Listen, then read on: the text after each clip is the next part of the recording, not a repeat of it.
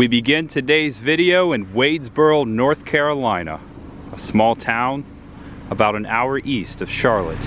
This town is the town where they filmed the majority of the sequel to The Evil Dead.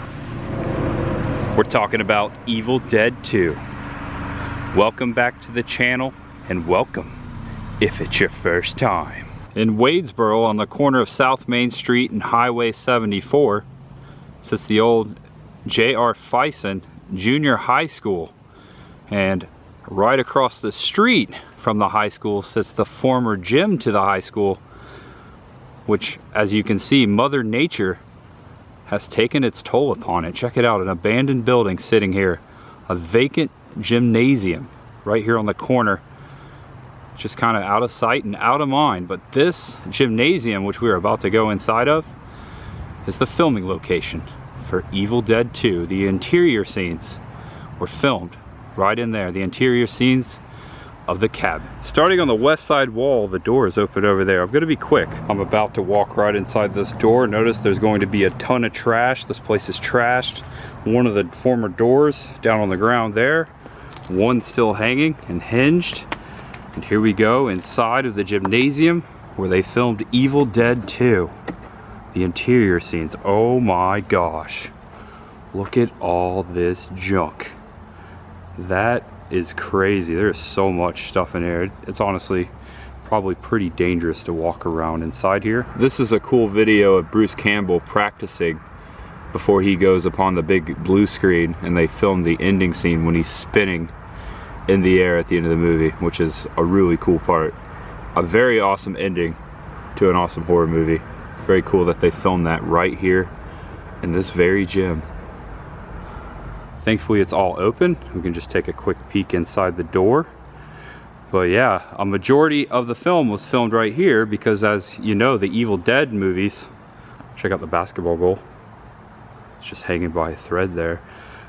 Most of the Evil Dead movies took place inside the cabins. The first movie was filmed in Tennessee. The cabin in Tennessee is not there anymore, and also the exterior portion of the cabin in North Carolina is not there either. And some of the cabin set is actually in the Living Dead Museum in the Monroeville Mall in Pittsburgh, and we took a look at those portions of the cabin. I threw them in with my Dawn of the Dead filming locations video up in Pittsburgh a couple months back. Actually, I'll put some pictures in right now of that cabin from Evil Dead 2.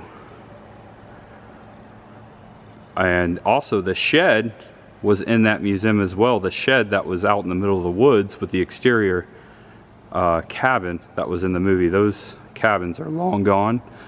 And this right here, this building, is where the interior shots, all the famous scenes from Evil Dead 2 were filmed. So Bruce Campbell was in here, Sam Raimi, and the rest of the cast and crew. Very cool to be standing here. Wow. It's crazy how trashed this place is. It stinks too. That's a gnarly smell. Not gnarly in a bad way. Yeah, but check it out. All this trash right here among this cinematic filming location. Piece of cinematic history is what I'm trying to say. Right here, the sequel to one of the greatest horror series of all time, The Evil Dead. It's filmed right here in this gym in Wadesboro. It's a long-winded shot. Oh. Welcome to North Carolina, folks. Why am I here? I'm about to explain. So why am I in North Carolina? Well, I'm in North Carolina very briefly. I actually have only a few hours to make a video. I came up here for a weekend wedding stay. Last night, my friends Gina and Chris tied the knot. They got married. They were good old friends from back in Florida. They currently live here in North Carolina. So I came up on Friday night, attended their wedding, and it's Saturday morning. I'm gonna make a video and head back to Tampa. I got little time to do so, but I would just want to congratulate my friends. If they're watching, thank you so much, Gina and Chris, for having me. It was a beautiful wedding, absolutely gorgeous venue. I had a great time last night. So thanks to you guys for having me, and thanks to you guys for watching. Last summer I started a series on this channel called Florida Roadside Attractions in Abandoned Places, and I've continued that series in other states since then. And today we will continue that series right here in North Carolina. I am Tampa J, there's much ahead. Beginning in downtown Wadesboro, and actually there's my rental car right over there. I've got a Subaru this weekend. First time I've ever driven a Subaru. Pretty awesome, but we're starting here. I saw a historic marker right there in front of the county courthouse. In front of the Anson County Courthouse is this marker talking about the 1900 total solar eclipse. Hundreds of astronomers and newspaper reporters from around the world descended on Wadesboro, the perfect place to view and report on a total solar eclipse that occurred on May 28th at 1:54 p.m. The sign continues to say that the eclipse happened for 2 minutes and 10 seconds. I forgot the time, I had to look back there. That's pretty fascinating. People came from all the way around the world to view the solar eclipse right here in Anson County. Check out this courthouse, isn't it awesome looking? I love what they did with it. Looks like this one was erected in 1912, so this building did not see the solar eclipse that night in 1900. Now passing through Richfield, North Carolina. I'm a sucker for old-timey looking water towers. This one beyond this old factory here. Just passing through Richfield. It's a beautiful day out here too. Beautiful North Carolina summer. And for this North Carolina roadside attraction, we come to Bill's Truck Stop on Interstate 85. Actually, right over there below the giant Bill sign, you see Bill's over there, is the attraction. Looks like a mid-century classic road stop here. Good old Bill's. You can gas up right here, or you can come over here and check out the roadside attraction right behind that semi truck. I'm sorry, this is gonna be loud because we are right up against Interstate 85. I mean, I'm like 10 feet from it. But here is Daniel Boone. Daniel Boone was a man, big man. Check it out. He's kind of like the muffler man we've been seeing down in Florida. Daniel Boone is tall. Look at him. He's over 20 feet tall. Not wearing a coonskin hat, but wearing a pioneer hat. Daniel Boone, one of the first pioneers and frontiersmen. He is known for discovering most of Kentucky. However, he spent most of his life in North Carolina before his endeavors in Kentucky.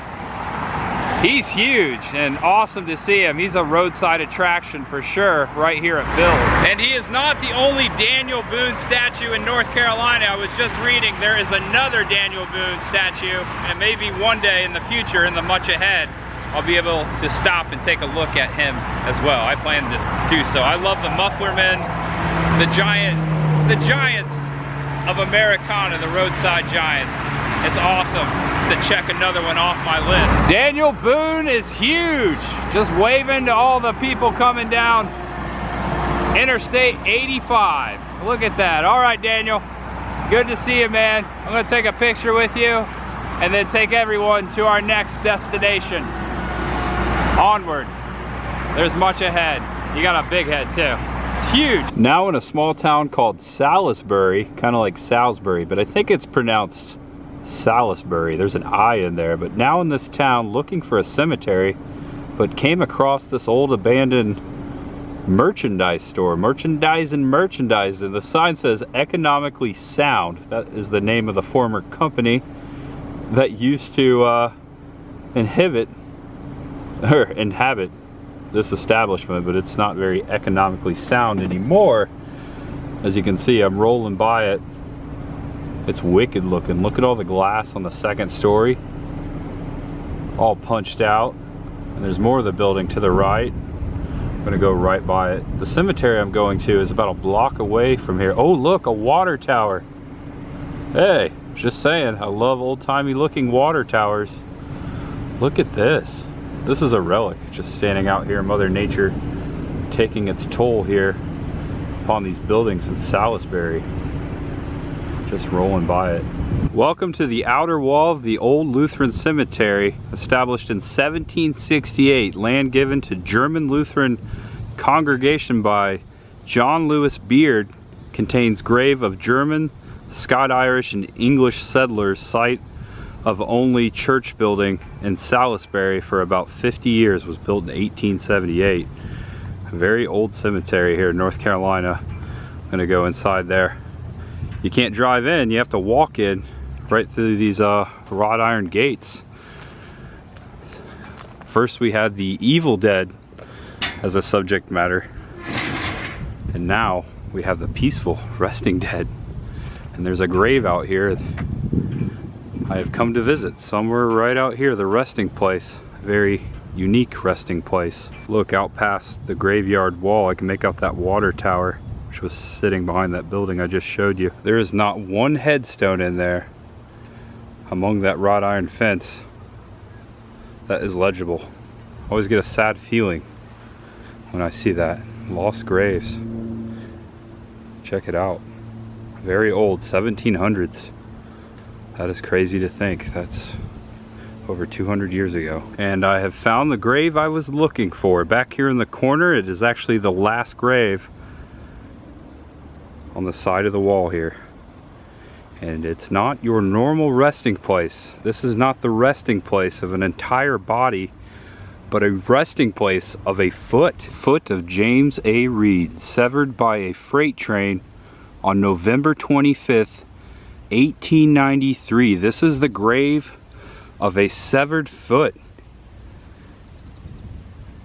You don't see that every day, do you? Kind of ironic that it is the closest grave to the train tracks. Look at that.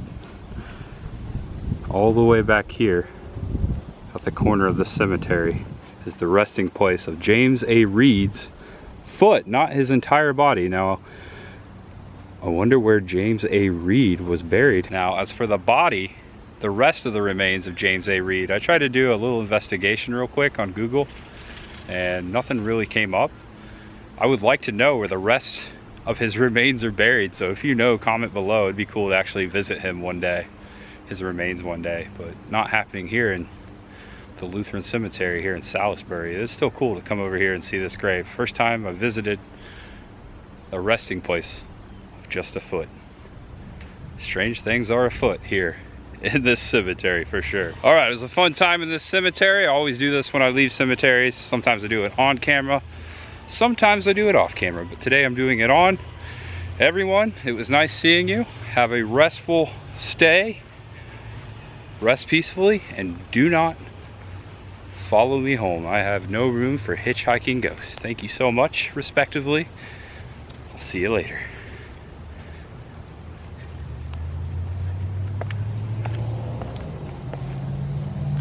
Stay.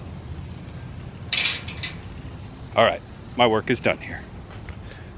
There's still much ahead. 118 South Lee Street, still here in Salisbury. One of the narrowest buildings I've ever seen, and it's got a cellar too. Look, there's the basement access right there. An awesome Coca-Cola mural down the side of the building. W.A. Roseman Groceries, Grain and Feed Store. I'm guessing that's what this building used to be, this old mural here. Drink Coke, delicious and refreshing. However, I did not get a Coke. I just stopped and got a Cheerwine, actually a Cheerwine Zero. We don't have these, well, we do, but you don't see them as often back in Tampa, so I wanted to get Cheerwine, but I love seeing the Coca-Cola advertisements. That being said, on the other side of this building, there is a Cheerwine advertisement as well. And there you have it, drink Cheerwine, as it says on my Cheerwine Zero. Oh, someone honked the horn. Hey, I'm vlogging here. Just a very awesome looking and old downtown. As we know, it stretches back into the 1700s. Cheerwine. On all occasions, it's a good taste. It's a really good occasion today too, making a video. Heading south on Interstate 85 to our next destination. Just rolling along 85 today. Such a beautiful day. It's hot too, I'm sweating. Feels like Florida out there. Welcome to Kannapolis, the hometown of NASCAR legend Dale Earnhardt, the Intimidator. I'm standing right here on Dale Earnhardt Boulevard. Made my way to downtown Kannapolis. It's a very colonial looking town, an old town here, the hometown of the NASCAR legend. I'm crossing the street here. Over here in this park is Dale Earnhardt Plaza. Coming down these steps into the park, it is a beautiful day, an evening. Coming up on the backside of the Intimidator, a 9-foot statue, bronze statue of the Intimidator. Thank goodness the sun is hitting the front side so we can see. Oh, I hear a train passing. Hear that?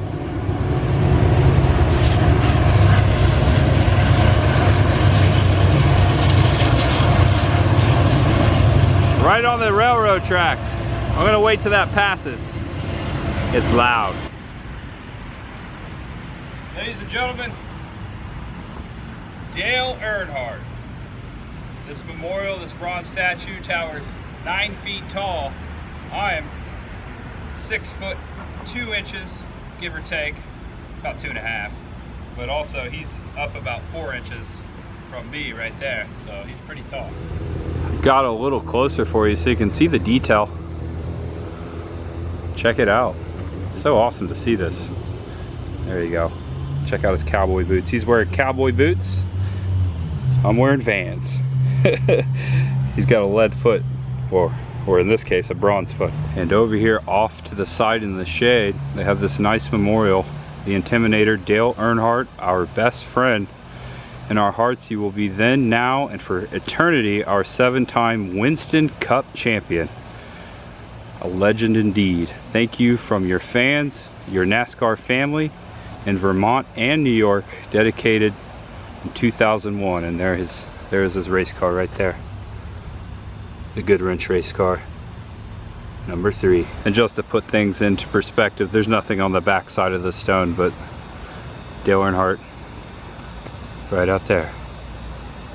Such a peaceful park too. I'm the only one here. Check it out.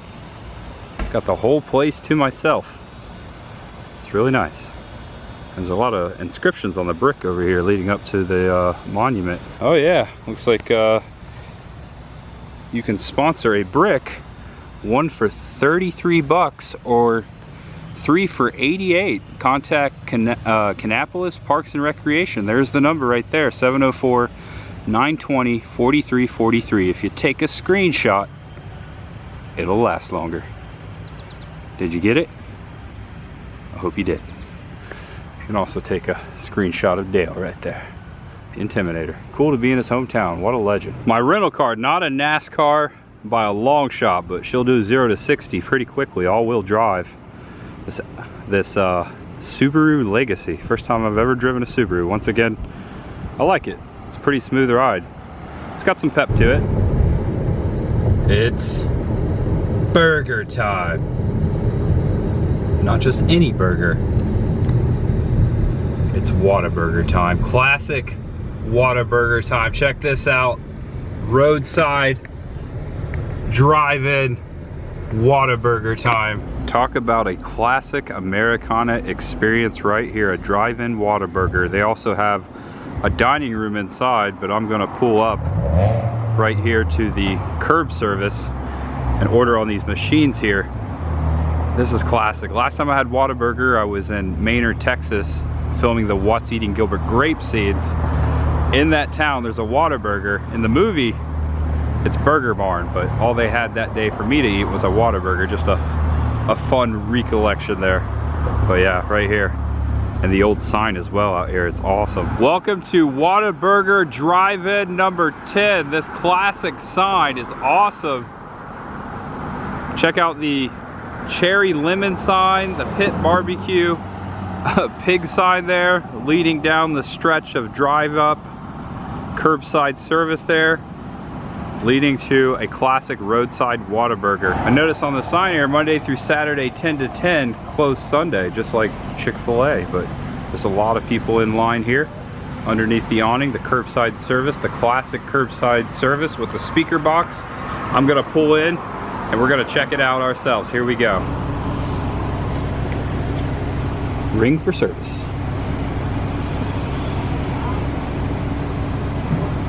Can I help you?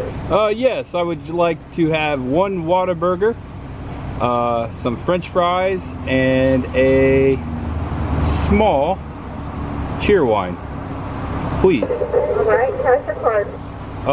Oh, you do take card. I'll make it card then. And look, that. Thank you. You're welcome. Check out this old Pepsi sticker up there. Say yes, please. This is classic. Look underneath here. Look how old this is. It's in good shape. Don't get me wrong, but you can definitely see the age to it right here. The old speaker box. This is so cool. And across the street from Whataburger, you have the Main Street Business Center, and on the far right of the center, you have the Quick Cash Pawn and Jewelry store. It kind of sets the mood and the tone a little bit here in Kannapolis. Not your typical Whataburger packaging, just a classic styrofoam cup and a bag here. Oh yeah, and I don't have my hat on.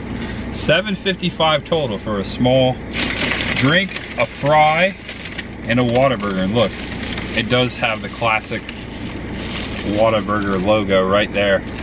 Oh, I'm dropping fries. That is so cool. I love crinkle cut fries. Oh, they're falling everywhere. Ah, it's a rental. And look at this classic Whataburger packaging. This, oh man, this is awesome. This is so cool. And there you go right there. I'm gonna take a bite here. Oh man, I'm making a mess.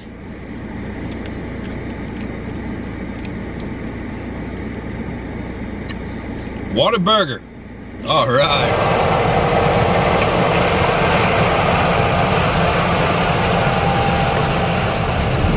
Here I come to our next roadside attraction. Actually, it's right there.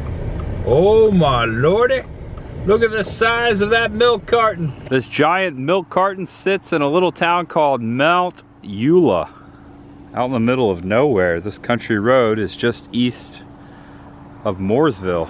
Check it out. It's awesome. It's amazing. It's a quart, a 1 quart, overly sized 1 quart carton of milk. Grade A pasteurized, and it sits in front of this dairy farm. There's a farm back there. That is so cool.